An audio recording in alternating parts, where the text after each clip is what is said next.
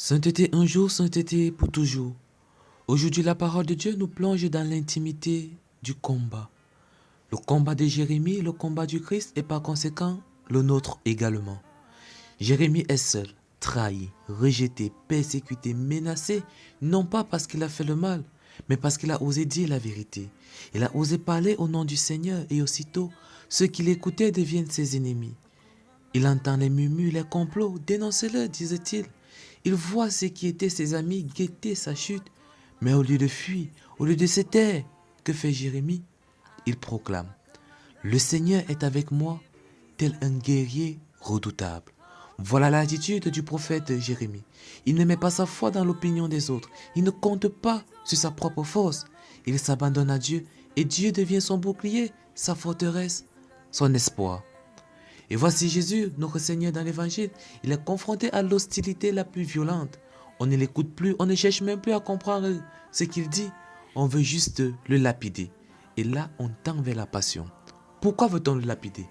Parce qu'il ose dire: je suis le Fils de Dieu. Frères et sœurs, comprenons bien ce qui se passe ici. Le Christ, lumière du monde, se retrouve face à des cœurs fermés, face à des cœurs aveuglés par la peur et la religion figée.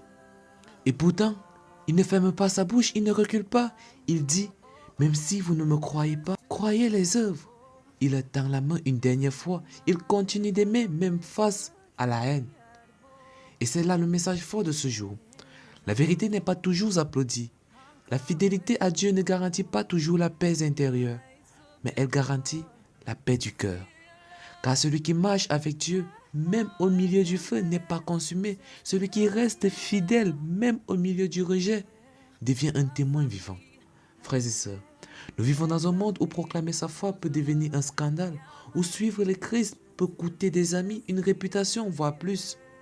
Mais la parole de Dieu nous rappelle aujourd'hui que le silence des lâches n'est jamais plus fort que le cri d'un chrétien, que la vérité peut déranger, mais elle ne pourra jamais mourir.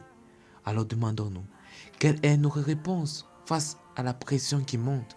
Est-ce que nous choisissons le confort ou la fidélité? Est-ce que nous faisons taire notre foi pour ne pas choquer?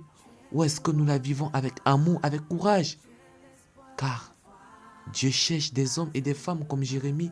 Il cherche des cœurs comme celui de Jésus. Il ne cherche pas des héros sans faille, mais des témoins debout. Et si aujourd'hui on se sent comme Jérémie, isolé, incompris, fatigué de combattre, écoutons cette promesse. Le Seigneur est avec nous, tel un guerrier redoutable.